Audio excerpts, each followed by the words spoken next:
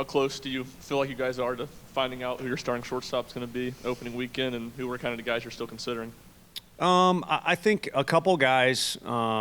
This is a tough time of year because we're technically not in season yet, or however you want to phrase it. So you'd like to be able to work with your guys on their arms and also their legs. And we've got a couple guys, nothing major, but a couple guys that get a little sore, either hamstring or arm or other parts, and we'd like to play that more conservative than not. So not everyone's been full go, including a couple guys that can play that position is what I'm alluding to. So it sounds crazy. I'm not necessarily worried about who the guy is overall, especially come SEC play, because we'll find that out with our starting rotation. It's the same as shortstop, how we're going to handle this great catching group we have. We're going to have to work through those things, and that's going to be an ongoing process. So I don't think there'll be a pound the fist on the desk moment that this is the guy. It's great to have options. I don't think anyone has really separated themselves. Like I said, the one thing we got out of the fall was Simo established that he can play that position. And then also Ariel was kind of the guy that was, based off what teammates said and other coaches, kind of the guy that was a leading candidate at that spot as well. Coach, what are you really looking for from Drew Beam right now as one of the only guys returning from that weekend lineup? Yeah, stability, which has kind of been his MO since he's been on campus, even as a freshman. Just we always talk about that quarterback mindset, presence he has. He's an incredibly mature kid, a lot of it based off just the family he comes from and just how he is. He's been a great teammate. So stability, especially early in the season. I don't necessarily know what day he'll throw on, but it'll certainly be a day where we want to know we've got a good chunk of innings and strikes and presence on the mound, because when we do start the season, speaking of the word conservative, we play that pitch count thing based off Coach Anderson's plan, pretty safe, if you want to call it that way. So we don't have anyone that's going to go out and throw 7, 8, 9 innings like Drew is capable of when he's fully built out. So stability and kind of logging those innings and being the veteran that you kind of mentioned, the one guy that's returning out of that group. Yeah, Tony, what's the latest with Zane, and do you expect him to be with you guys this season? I don't really have any expectations because I don't have complete answers. The one thing, I don't know if it's possible to tie a bow on any topic like shortstop or Zane, but there's nothing crazy going on, and I don't think you all will be provided an aha moment like this is a straight conclusion. It's not that easy. There's a lot of factors to it. I just visited with him recently. We hang out. He's in a good place. We're in a good place. It's just trying to figure out what he's going to do with his future.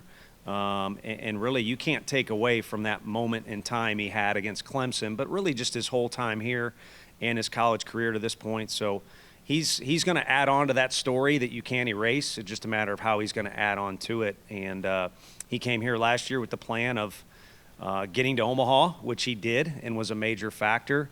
And the other part of that plan was getting his opportunity in pro baseball. And for whatever reason, it just didn't work out. And when your plans get derailed a little bit, you sit back and you assess how do you want to move forward, which, again, he's doing in the classroom and as a person. And certainly, like I said, we hang out and talk. And so we'll figure out what's best. But that'll come when the time is right. And like I said, it's not as easy as just going this way or going that way. There's other factors like classes and things involved. Tony, I'm curious your thoughts on Marcus Phillips and kind of where he's at going into the season. AJ and Blake were just talking about how gross he is on the mound, and maybe not as heralded as AJ or Beam, but just do you envision him having a role? And I know he's also a two-way guy. Do you envision him getting innings and also getting at-bats? Yeah, he's I'm glad I don't have to face him, as a hitter. So it is good stuff, big stuff, if you will, that he brings to the table on the mound. And then at the plate, it's been common speak in the coach's locker room. He looks better than he ever has in the batting cage right now at the plate. So that opportunity is not going away. As it is for most hitters, sometimes you got to pile up reps. So I think that's something a little more down the road for him. Immediately, he will make an impact on the mound. Just don't know when, because as excited as you get when he throws one particular pitch, we all made a comment on the other day in the hitter versus pitcher type situation. We got to remind ourselves he's basically a freshman. and he's a freshman from a cold weather state. I mean, a really cold weather state. Last year, due to injury, he was at a junior college, but really didn't play. So he is not in the infant stage of his career, but very early stages of his career. And I think he deserves the patience of the coaching staff and from fans and himself. He needs to provide himself time to be the best version of he is. But it's pretty exciting how good it could become. Tony, he's one of a few two-way players you guys have right now. What's that balance in trying to figure out, well, we want to use them in both areas, but where can they help us at best right now? Yeah, it's a challenge. Drew Gilbert was the one that, kind of was the last one that made a big impact for us. I don't know that anyone's done it like Todd Helton did here on our campus, but Todd was a guy that wanted to be at the plate and wanted the ball. And a lot of times it's dictated by the players. How much do they want to forge ahead, in both areas? Because with our game and golf alike, it'll beat you up mentally. It takes a lot of time. It's mentally exhausting, and then there is failure involved. So sometimes guys just kind of say, for peace of mind, I'm going to steer off into one direction or the other. So I think the players, at least in our program, the way we like to do it, I mean, Frank and I have both coached pitchers, but we're both infielders. We love when guys want to take on the challenge of doing both. But it's going to be up to them to forge ahead through that. And then for us, the biggest thing is just to balance out the arm, not go crazy in the field as a position player if you're going to throw on the mound, and just kind of balancing those things out. And like I said, I mean, Frank could be labeled as old school. I like to win, but we're pretty conservative with arms around here. And I think, with Q and Woody leading the charge, have done a good job of taking care of guys' arms. AJ and Blake both talked about really a number of those freshman pitchers. Just what stands out about that group as a whole? I think the potential down the road, and now I'll just say the magic words with the transfer portal and how much money is invested in this sport, and now everyone's got an agent or advisor, and parents have spent so much money traveling the country, going to all these events. There's just this almost volcano building up of expectations, and now, and wanting results and wanting labels and rankings and things like that. But at the end of the day, Cam Bates just pops in my head as a position player version of that. But they're right. There's some pitchers there, like Phillips, if you'll respect the process and sequence in this whole deal, I think it could really get good. You'll be at your very best during your last year of eligibility or your last year that you play in a Vol uniform, and then you'll hit the ground running in pro baseball and continue to progress forward. It's a little different than basketball or football. If you got good footwork and you're a big dude, you can block, and you do need to get better. But in basketball, you can shoot. You probably can shoot. In baseball, there's so many different moving parts. You need to keep evolving as a player to be playing at your best. And you'd rather be playing your best at like 28 or 29, not when you're a dang freshman in college. And so it's a difficult environment to coach in, not just for me, but for everybody with that balance of, yeah, there's some talent and some excitement, but there's also a process and a sequence. And then every now and then you get a guy like Drew Beam that the stars align. He's mature enough. He gets the opportunities, and it happens a little quicker for him. But everybody's on a little different timeline, whether it be circumstances outside of their control or with inside their control, that it happens for them. One thing Blake said about them is that they're not afraid of anybody facing anybody. How encouraging is that mindset for freshmen to have? It's just a blessing to have here now, because I think as our program moves forward, and again, I've said it many a times, relative to other teams in our league or traditional powers in college baseball, we're just building into this thing. We haven't done everything we want to do. We're not even close. But the one thing that has happened is these guys committed here because they saw us win some games. It wasn't us selling some vision or something like that. And there are guys that had great options besides Tennessee. So they already had that mindset that they want to win, and they're choosing a winning program or a program that they see as a winning program. And it's a whole new set of, kind of like you said, just that mentality is a little bit different than we're used to. So hopefully that ends up being a good thing. Not a negative. You don't really know till the ball gets rolling, but you'd like to think that's shooting in a positive direction. Hey, Coach, in the back here. Yeah. Could you just talk about, what Todd getting into the Hall does for the program, and then a follow-up to that, as a guy who was a two-way player here at Tennessee. Have you had a chance to talk to Nico about potentially joining your team? No, I think anything Nico has provided the baseball program has been great so far, and it needs to stay on the football field. It's been entertainment and a lot of yelling at the TV, unfortunately, when they're in person. But that bowl game was a lot of fun and a great way to start 2024 for the Vols. And his future is bright, but I think really just the program in general, the future is bright. And for us, you go back to the 90s. I don't think we were on the national stage like some of the other programs in the SEC, or again, just those traditional national powers. And there was a lot of people like Coach Delmonico involved, but Todd was probably the major catalyst at putting the Vol baseball program on the map, and he did it in the field defensively, which cannot be, I think that's kind of understated with how good of a hitter he was. And then everyone knows he was talented enough athletically and a good enough competitor to pitch and play football. But the biggest thing for us, it gets the program attention and it revisits those days and things, but it just makes everybody happy around the building. Because anyone that knows him, he's probably kind of the ideal superstar. It's a loud presence on the field. He's as talented, but off the field, it's not at all. He's humble. He's giving of his time. He's more interested in spending time with family and taking care of them rather than saying, who can take care of me? And so it just makes everybody happy that the time finally came, because I've said it to everyone I've spoken to so far. My phone message was not hooray or congrats. It was, it's about time. I didn't even know he wasn't in already and all those things. And justice doesn't always get served, but it was served. And who cares how we got here? You got a guy that, looked like he was about to get emotional. That was pretty cool getting to see the phone call and all that. So I can only imagine. I know what a big win feels like. I can't imagine what that phone call felt like. So great for him, and certainly great for Vol Nation.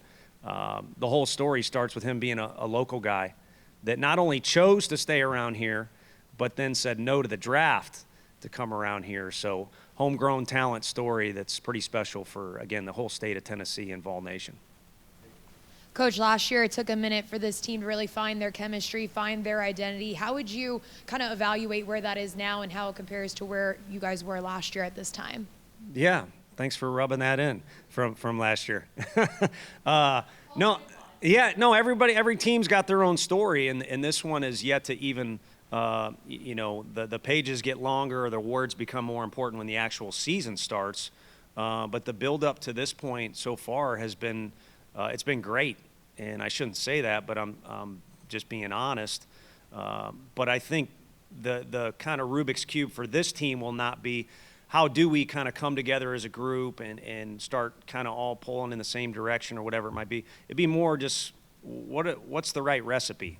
Who belongs where? And are guys willing to put their personal wants and their ego aside a little bit to fulfill this role? And we got, catchers that I'd be happy catching them all 56 games, but if we did that, they'll wear down. They won't be as good as offensively. There'll be another guy that deserves to be out there getting shortchanged that opportunity. So can we as coaches kind of find the right combination and yet be in harmony with the team where everybody's getting what they deserve and we're doing what's best for us to win games? Because at the end of each day when we meet in the outfield, home or away, everybody should be smiling if we win. So we'll do what we think is best to give ourselves a chance to win games. How will Dalton Bargo kind of help you guys out this year? And speaking of that catcher room, of course, he's got experience there. You bring in Cannon as well. And how do you see those innings working out for four guys who can catch for you? Right. Dalton Bargo has kind of gotten over that I'm new, I need to find my way, or I want to impress everybody. Whatever was going on, he self-admittedly said he just wasn't himself at the start, and then ended the fall on a really hot streak. And the one ace in the hole he has is he knows what the league looks like. He knows what college baseball looks like. He knows what being a starting line. So that'll play to his advantage. And he's got a little sense of determination to him that he didn't have in the fall, too. So all things combined, he's going to be a guy who gets at bats for us, probably plays behind the plate, in the infield, and in the outfield, which will be fun. I like that stuff. And he certainly is a blue collar, just tell me where to go, coach type of guy. So I think we'll have a lot of different ways we benefit from him being around. And the cool thing about him, I could go back to that sequence, he's just getting started. And it's his second year of school, and he's just getting started. So as far as Peebles being behind the plate, I think that's a bat that's tough to keep out of the lineup each day, and his competitive spirit too. But we don't want to, again, wear anyone down early in the year behind the dish. We'll probably balance those guys out as best as we can. And then when you get to May or hopefully June, that's kind of when you ride out what you think is the best lineup. Tony, with Robin Villanueva, seems like another guy like Marcus who fans outside of the building may not be aware of just yet, but seemed to really impress you in the fall with his personality and was really productive at the plate. Do you envision that bat maybe being a front runner at the DH spot and playing a key role for y'all? Yeah, it's hard not to smirk or laugh when you mention his name, just because everything that comes out of his mouth is funny. Sometimes he doesn't even intend to, but he is, you mentioned it, he is that guy in the locker room that has added personality. To me, he's a no doubt fan favorite for Vol fans when they get to know him. And just had somebody come by and watched our guys hit in the cage that's a former player. It's like, man, who's that first baseman? He swings the hell out. I mean, you're going to get full effort out of him on defense, on the bases, and swinging the bat. He's going to go down with 100% conviction. And so all in all, just a fun guy to have around and a guy that I think has a lot of potential. And we're going to need to mix in his bat. One thing last year, our lineup was very left-handed. And, sometimes the split stats don't always work out the way you think. But there's a lot of different opportunities for him, and probably the biggest one is last year we could have used a little bit more of a secure feeling when we're writing out that lineup on the right-handed side of the plate. And he brings that to the table for sure. With the back spot in the weekend rotation, who are some of the guys you want to kind of see elevate in the next month or so? And were there any guys who came back from the winter that really impressed you with the work they did during the break? Dallas threw yesterday for the first time against hitters, I want to get it right, I think in about 7 months. And so you kind of don't know what you're really going to get, even though you followed this kid all the way through high school. And he looked sharp. And, as a freshman, you don't want to pump a guy's tires too much. But it wasn't just the stuff good. It was kind of the attitude and the presence we're looking for. So, the other guys prior to me might have mentioned his name or included him in that theory that the freshman group is one that can really help us. But overall, I think just a good feeling that the guys did their work. Again, you're not around them, and then you're almost only a month from the season, and you're not able to work with them. So there's all these question marks over your head. What do we actually got? Well, what we got is where we left off in the fall, if not a little bit better, for position players too, for all the guys. So I think we're at a good starting point. We're going to need to make a lot of progress prior to being ready for Dallas. But the door is open for any of those guys to do their thing. I don't think any one guy stands out other than, again, unique circumstances with a first outing for Mr. Dallas. Thank you all.